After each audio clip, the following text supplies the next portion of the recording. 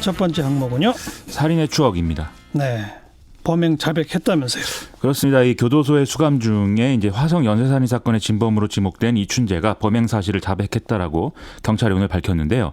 특히 그동안 DNA가 검출되지 않았던 사건을 포함해서 14건의 살인 사건과 30여 건의 강간 및 강간미수 범행 역시도 털어놨다고 합니다.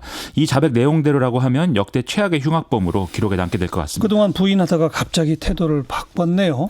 그렇습니다. 그동안 이제 프로파일러들이 투입이 돼서 이춘재와 이제 신뢰관계를 쌓는 이런 작업들을 해온 것이고요.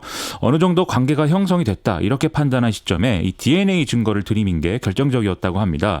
이춘재는 DNA 증거가 나왔다면 어쩔 수 없다 이렇게 얘기를 하면서 언젠가 이런 날이 와서 모든 게 밝혀질 것으로 생각을 했다라는 취지의 발언도 했다고 하는데요. 이춘재의 이런 범행 사실 부인은 모범수로 가석방될 가능성을 기대한 것이었는데 이제 사실상 이게 힘들어졌고 또 이미 시효가 지났기 때문에 뭐 자신의 형량이라든지 이런 데 영향을 미치지 않는다라는 판단도 하지 않았을까 뭐 이런 추정도 나오고 있습니다. 근데 또 이 자백했다고 그래서 그걸 전부 다 또 믿을 수 있나요? 이게 짧게는 25년에서 길게는 뭐 30년 가까이 된 사건이기 때문에 이 이춘재의 자백만으로 지금 사실관계를 확정할 수는 없다. 이건 이제 사실이죠. 하지만 경찰이 상황을 이 정도까지 공개를 한 것은 일단 어느 정도의 확신은 있기 때문이다라고 추정을 해볼 수가 있겠는데요. 실제로 이춘재는 사건마다 좀 편차를 보이기는 하지만 과거 범행 장소라든지 일시 등을 비교적 구체적으로 기억하는 편이었다고 합니다. 또 일부 대목에서는 뭐 장소에 대해서 그림까지 그려가면서 설명을 했다고 합니다. 네. 거짓말일 가능성은 진짜 없을까요? 이게 더 큰 범행을 감추기 위해서 뭐 부인할 수 없는 일부 범행에 대해서만 진술을 했다든지 또 범죄자 특유의 어떤 허세, 과장 이런 게 섞였을 가능성을 지적하는 전문가들이 있는 것도 사실입니다. 그러니까요. 해외 사례 등을 보면 이 대질 신문 과정에서 경찰에 대해서 이제 우월감을 느끼기 위해서 뭐 혐의 이외의 범죄도 뭐 자신이 했다고 한다든지 뭐 이런 경우들이 있다는 것인데요. 예. 또 이춘재가 나중에 다 거짓말이었다 이렇게 번복할 가능성도 이제 있고 일각에서는 일부 범죄에 대해서는 이제 공범이 있을 가능성도 있다 이런 얘기도 지금 하고 있는 상황이거든요. 따라서 경찰은 당시 사건들에 대한 어떤 사실관계와 이춘재의 진술을 쭉 맞춰보고 추가 확인을 하는 작업을 진행 중인 상황입니다. 어쨌든 자백해서 지금 추가로 밝혀진 것들은 어떤 내용입니까? 이 화성 연쇄살인 사건으로 알려진 10차례의 살인 사건 중에 모방 범죄로 밝혀진 한 건을 제외한 9건의 살인 외에도 5건의 살인을 이제 추가 실토한 상황인데요. 이 중에 3건은 화성에서 2건은 청주에서 했다라고 이제 진술을 했습니다. 이에 따라서 당시 해당 지역들에서 화성 연쇄살인 사건과 유사한 점이 있었던 사건들에 대한 조사가 이제 이루어지게 됐다 이렇게 봐야 되겠습니다. 그런 의심이 되는 사건들은 있다는 그런 지적은 쭉 있어 왔잖아요.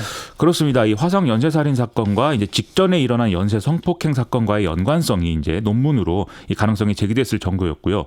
특히 청주의 경우에는 이춘재가 화성에서 이사를 간 뒤부터 이 처제를 살해한 사건으로 경찰에 잡히기 전까지 이 화성 사건하고 유사한 사건들이 있었던 것으로 파악된 바가 있습니다. 예. 당시 경찰은 수사본부를 꾸리고 거의 30명에 가까운 형사들을 투입을 했지만 성과를 내지 못했던 그런 기록이 있는데요. 경찰은 당시 사건들의 어떤 범인들이 따로 잡혔는지 여부에 대해서 확인 중이다 이렇게 밝히고 있습니다. 좀 끔찍한 연쇄 범행 그 동기는 뭘까요? 일단 이춘재가 자백한 범행들이 모두 성범죄다라는 점에서 경찰은 이 범행 동기로 성도착증 뭐 이런 가능성을 수사할 계획이라고 밝히고 있습니다.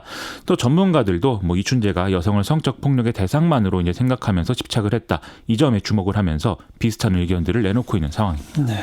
네, 시사회기 두 번째 항목은요. 시위대를 향한 실탄 사격입니다. 홍콩 얘기죠. 그렇습니다. 어제는 중국 공산당 정부가 정한 이제 건국 70주년 국경절이었는데요. 홍콩에서 시위에 참여했던 고등학생이 경찰에 쏜 실탄에 맞는 일이 일어났습니다. 이 학생은 병원으로 긴급 이송돼서 폐에 맞은 총알을 빼내는 수술을 받았는데요.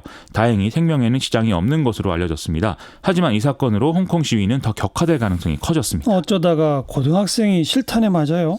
이 시위에 나선 홍콩 시민들은 국경절에 대해서 이제 애도를 하면서 중국 국기와 시진핑 중국 국가주석의 초상화를 태우는 등의 어떤 반중국 시위를 벌이던 상황이었거든요.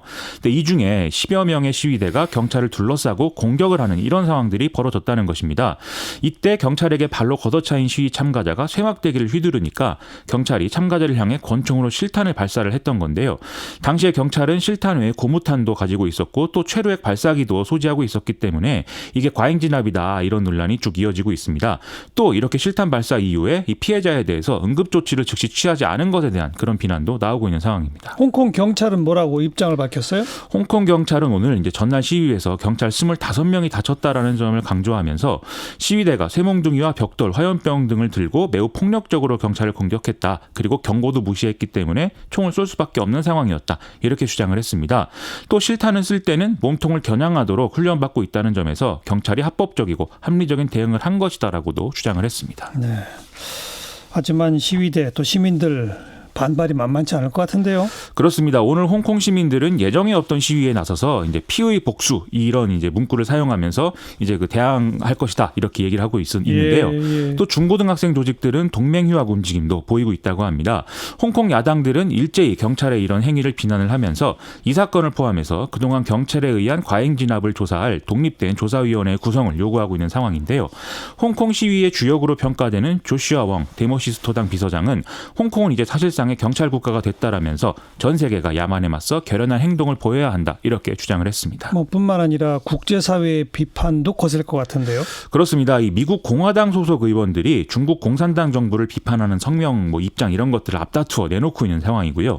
또 과거에 홍콩을 지배했던 영국의 도미닉 라브 외부 장관도 경찰의 실탄 사용은 적절치 않고 사태를 악화시켰다 이런 입장을 내놓은 상황입니다. 그리고 안테니오 구테우스 유엔 사무총장도 대변인을 통해서 이 홍콩에서의 무기 사용 자제를 촉구한 상황이고요. 유럽연합도 경찰의 실탄 사용은 금지해야 하고 대화로 문제를 풀어야 한다라는 입장을 내놓고 있는 상황입니다. 특히 시진핑 주석이 베이징天安문 막루에서 일국 양제와 중화 통일을 말한 지 24시간도 되지 않은 상황에서 이 홍콩 유혈 사태가 일어났다는 점에서 중국 공산당 정부에 대한 국제사회의 비난은 앞으로도 좀 거세질 것으로 보입니다. 미중 무역 협상에도 영향 미칠까요? 이번 사태가 미국 의회가 추진 중인 홍콩 인권 민주주의 법안 처리에 영향을 미칠 가능성이 있다라는 전망 나오고 있는데요. 이 법안은 미국이 매년 홍콩의 자치 수준을 평가해서 관세, 투자, 무역, 비자 발급 등에서 미국의 특별 대우를 받을 수 있는 지위를 유지할 것인지를 결정하도록 하는 이런 내용을 담고 있기 때문입니다. 여기에 홍콩 시위가 격화돼서 중국 정부가 더 강한 대응에 나선다거나 하면 결국 미중 무역 협상에 영향을 미치게 될 수밖에 없다. 이런 얘기를 전문가들은 하고 있는 상황입니다. 네. 홍콩에서 유혈 사태 계속 반복되지 않았으면 참 좋겠는데요. 걱정입니다. 이제는 그만 됐으면 좋겠습니다. 수고하셨어요. 고맙습니다. 김민아 기자였어요.